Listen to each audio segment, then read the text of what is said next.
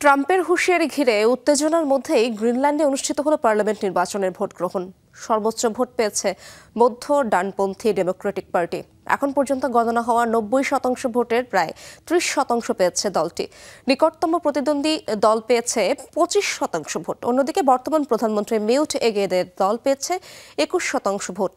কোনো রাজনৈতিক দল একক সংখ্যাগরিষ্ঠতা না পাওয়ায় গঠন করতে হবে জোট সরকার। মঙ্গলবার স্থানীয় সময় রাত 8টায় বন্ধ হয় ভোটাভুটি। আর্কটিক দ্বীপটির 72টি ভোটকেন্দ্রে প্রায় 11 ঘন্টা ধরে চলে ভোট গ্রহণ। ভোটের লড়াইয়ে ছিল 6 রাজনৈতিক দল। 57,000 জনসংখ্যার মধ্যে আনুমানিক 44,000 নাগরিক ভোট দেন নির্বাচনে। প্রতি 4 বছর অন্তর সাধারণ নির্বাচন অনুষ্ঠিত হয় তুষারাচ্ছন্ন দ্বীপটিতে।